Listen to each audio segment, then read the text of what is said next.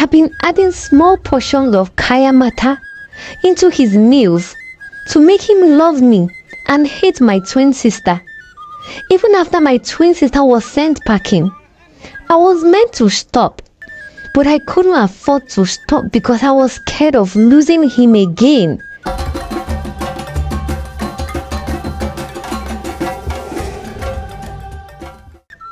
Ekene was both shocked and surprised. I never knew the girl I met, dancing happily on the day of the festival, was an identical twin. "Let me go in and bring the girls," Uka said. "I'm sure that by the time we are out, you will be able to make your decision." As Zara and Zuri proceeded from their room to greet the visitor, Zara's heart leapt for joy as she saw Ekene. However, she couldn't speak. "Young man, which of them did you meet on the day of the festival?" Ekene looked closely, but he was rather more confused. "I can't tell them apart, but the lady I danced with on that beautiful festival day had a bold rose on her hair." Zara was tempted to speak and reveal that she was the one, but the fear of her mother knowing about the red rose incident made her keep calm. "To solve this riddle, I'll give you a day to interact with my daughters separately," Amadi said. "At the end of the day, if you're unable to tell who you met on the day of the festival, you would have to go your way to avoid causing problem in my family." "Zuri, you don't need to make it difficult for Ekene. Just telling me it wasn't you," Zara pleaded with Zuri in the room. "Why would I do that? After making me miserable on the day of the festival, you also want me to miss out on this opportunity? Moreover, he might end up preferring me to you." On the appointed date, Ekene arrived at Amadi's compound quite early in the morning. Ekene was determined to get to the bottom of the issue. He went out with Zuri in the morning and went out with Zara in the evening. At the end of the day, Ekene was certain of the girl he fell in love with because her vibrant spirit could not be tamed. All the marriage preparation for Zara and Ekene's wedding were carried out to the later, and Ekene could not wait to finally take his bride home. Zara, full of excitement, put all her belongings together and waved goodbye to her family and friends and the beautiful village of Achala, where she was raised. Her twin Zuri couldn't hide her sadness throughout the entire process. However, Zara had to live with her husband Ekene. Ekene traveled with Zara to his home in the faraway Ozela village, where she was warmly welcomed by all. Zara took her time to arrange and put her things in place in her husband's home, which she now called Sweet Home. Back home at Achala, Mama and Papa were living their best lives and carrying out most of their activities together, since most of their children had left home and they had little to worry about. However, inside the cozy hut of Zara and Zuri, Zuri was languishing in loneliness. Being a typical introvert, she spent most of her time indoors with no one to speak to. Her room, which was once shared with her twin Zara, felt so empty and spacious. At midday, when Papa and Mama left for their business, she was always scared and terrified, even by the cool afternoon breeze. Zuri felt like her heart was ripped away from her chest and taken to a faraway land of no return. Uka did all she could to cheer her daughter Zuri up, but Zuri remained in a solemn state, refusing to speak to anyone or even eat. 1 week passed, and Zuri fell terribly ill, even at the point of death. Zuri was looking so lean and feeble. like she was just about to die. Nani, we can't sit and fold our hands and watch Zuri die like this. We must do something to save her. I can't afford to lose a child. Amadi and Uka tried to make Zuri speak up, but the only thing Zuri could mutter was, "I want my twin," and she shut her weak eyes. Amadi and Uka were gripped with fear. They knew that if nothing was done, they might lose Zara soon. Nang, it is dangerous to separate twins suddenly. I suggest we take Zuri to spend some time with Zara. The change of environment might bring healing to her aching heart. Amadi, feeling hesitant about the suggestion, reminded Uka of the advice and warning he gave when the twins were still very young. Had it been you listening to my plea to let these girls express their individuality and gain independence while they were younger, this wouldn't have been happening now. Moreover, don't you know it is unsafe to disrupt the peace and solemnity in the home of a newly married couple? Nani, if anything happens to Zuri, we will have you to blame. Amadi, seeing how persistent his wife was, succumbed to her request. At the flash of dawn the next morning, Amadi took Zuri and some of her belongings and traveled to faraway Ozala to meet Zara, her twin. On seeing her twin sister, Zuri's countenance was lifted. "I missed you so much that I was at the point of death. Papa had to bring me to spend some time with you." Zara was surprised to see her sister at her new home. However, she welcomed her and gave her a place to stay. "I and my husband are very happy to have you at our place. Please feel free and feel at home." Zuri stayed in Zara's house for weeks. She observed how close the couple were, and she was filled with jealousy. Zuri always tried to join Zara as she prepared their meal in the kitchen. "What are you making, Zara?" "I'm making some bean cake for breakfast. I know my husband must be very hungry by now, but he has to hurry up before he leaves for work. I can help you to finish up with the cooking while you go do some other things," Zuri offered. "Don't worry, Zuri. You need to rest.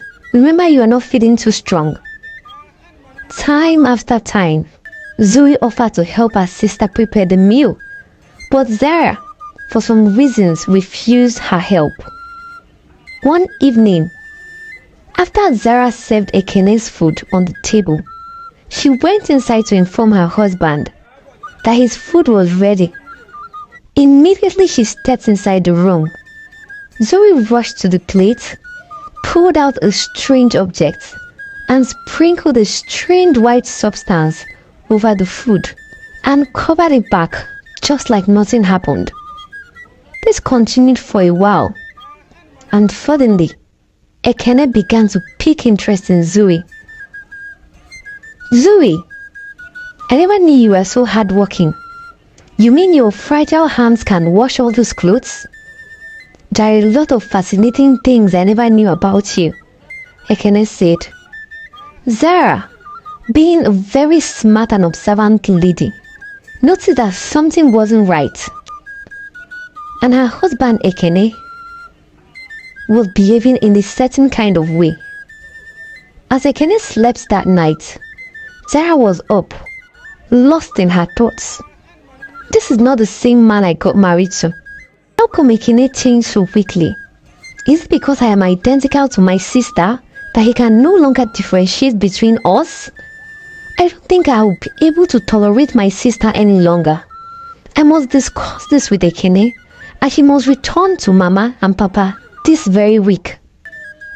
After staying up so late at night that day, Zara woke up quietly the following morning. She hurriedly rushed out to prepare her husband's breakfast, only to witness the shock of her life Her sister Zuri was spoon-feeding her husband Ekene as they laughed together happily. Zara couldn't believe her eyes. "What is going on here?" Zara queried. "You were sleeping for way too long, so your sister kindly decided to step in and prepare my meal." Zara's heart sank as it beat like a strong drum of war. She was petrified in fear as she couldn't wrap her head around what was going on. That night, she took out time to speak to her husband Ekene. She told him that she was no longer comfortable with her sister being around the house. She would want her to leave the following day. "If you are uncomfortable in my own house, then you should be the one to leave and not your sister Zuri," Ekene replied. Morning came and Zara found her belongings outside. Her husband Ekene sent her packing unprovoked. Zara wept bitterly on her way home. She found it difficult to understand what just happened. How could her twin displace her from her husband's house?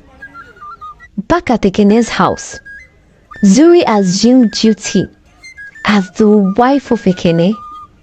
She did not fail to sprinkle the white substance in each of his meals. Ekene ate Zuri's food like a hungry child that had never been fed before in his life. Back home at Achala, Papa was so disappointed to hear that his lovely daughter was displaced from her husband's house by her own twin sister. Abomination. Papa felt a very deep sense of guilt and regret. He wished he never allowed Zuri to travel to Ozara. "Zara, my daughter, I have always known you to be a very strong and independent woman. This circumstance has come to test your strength. Remain strong and resolute. Remember, whatsoever a human being soweth, that he shall reap." Papa's words were like cold water on a parched, thirsty tongue. Zara wiped her tears and went about her day. Amadi and Uka had a very long discussion about the entire incident. At this point, it was finally clear to Uka that her husband Amadi was right all along. A few months went down the line. At the home of Ekene, Zuri woke up one fateful morning to find Ekene's body lifeless. She shook and shook him vigorously, but he did not even budge. Ekene was dead. No illness, no hospital, no disease, not even a headache. He just passed away in his sleep. Ekene's relatives gathered for the burial preparation of Ekene. Zuri was outrightly accused of killing Ekene. She was badly mistreated by his relatives, and she was made to sit on the bare floor and mourn her husband, while the old villagers shaved her head, bowed. Towards the end of the ceremonial burial rites, Ekene's body was washed with water, and the liquid was given to Zuri to drink. If she died after drinking it, she was considered guilty of Ekene's death. But if she survived it, she would be free of the allegation. Immediately the liquid was handed over to Zuri in a calabash. She cried out with a loud voice, "Please forgive me. I didn't mean to kill Ekene. I was only trying to make him love me. I have been adding small portions of kaya mata into his meals to make him love me and hate my twin sister. Even after my twin sister was sent packing, I was meant to stop, but I couldn't afford to stop because I was scared of losing him again. So I continued adding it to his meal. I never intended to kill Ekene. I never knew he would die so suddenly. Please, my people, forgive me." The women did not pay attention to Zuri's cry. They insisted that she drank the liquid, after which she was banished from Ozara and cursed never to get married again. Zuri traveled back to her father's house in Achara. She met her sister Zara. She fell down on her knees and apologized sincerely to her twin sister Zara. Zara, being a kind-hearted lady, could hardly recognize her sister. She felt so much pity for Zuri that she forgave her instantly and welcomed her back into their home.